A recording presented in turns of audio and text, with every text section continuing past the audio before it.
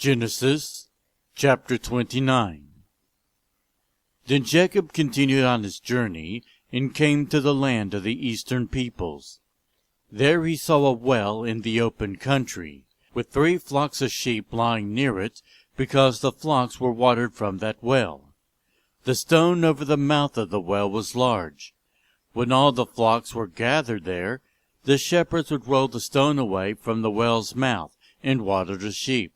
Then they would return the stone to its place over the mouth of the well.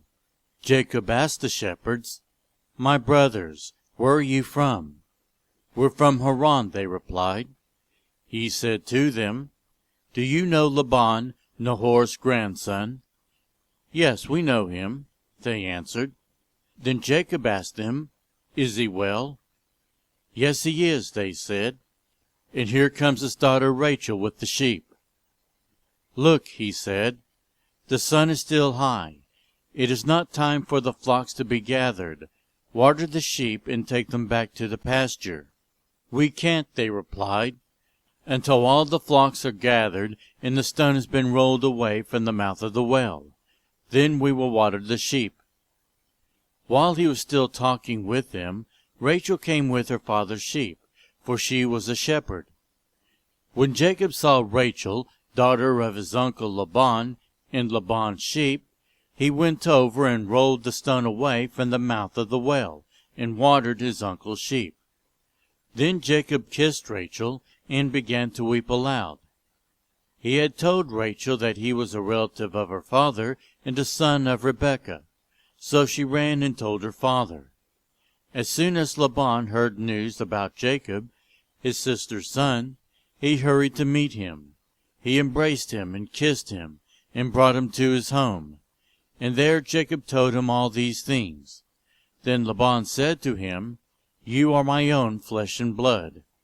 After Jacob had stayed with him for a whole month, Laban said to him, "Just because you are a relative of mine, should you work for me for nothing? Tell me what your wages should be." Now Laban had 2 daughters. The name of the older was Leah, and the name of the younger was Rachel.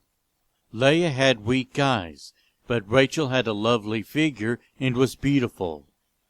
Jacob was in love with Rachel, and said, "I'll work for you 7 years in return for your younger daughter Rachel." Laban said, "It's better that I give her to you than to some other man. Stay here with me." So Jacob served 7 years to get Rachel, but they seemed like only a few days to him because of his love for her. Then Jacob said to Laban, "Give me my wife.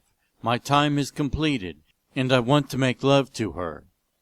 So Laban brought together all the people of the place and gave a feast. But when evening came, he took his daughter Leah and brought her to Jacob. And Jacob made love to her, and Laban gave his servant Zilpah to his daughter as her attendant. When morning came, there was Leah. So Jacob said to Laban, "What is this you have done to me? I served you for Rachel, didn't I? Why have you deceived me?" Laban replied, "It is not our custom here to give the younger daughter in marriage before the older one. Finish this daughter's bridal week, then we will give you the younger one also, in return for another 7 years of work." And Jacob did so. He finished the week with Leah, and then Laban gave him his daughter Rachel to be his wife. Laban gave his servant Bilhah to his daughter Rachel as her attendant. Jacob made love to Rachel also, and his love for Rachel was greater than his love for Leah, and he worked for Laban another 7 years. When the Lord saw that Leah was not loved, he enabled her to conceive, but Rachel remained childless. Leah became pregnant and gave birth to a son. She named him Reuben, for she said, "It is because the Lord has seen my misery. Surely my husband will love me now." She conceived again, and when she gave birth to a son, she said, "Because the Lord heard that I am not loved, he gave me this one too."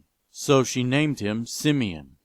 And when she gave birth to a son, she said, Now at last my husband will become attached to me, because I have borne him 3 sons.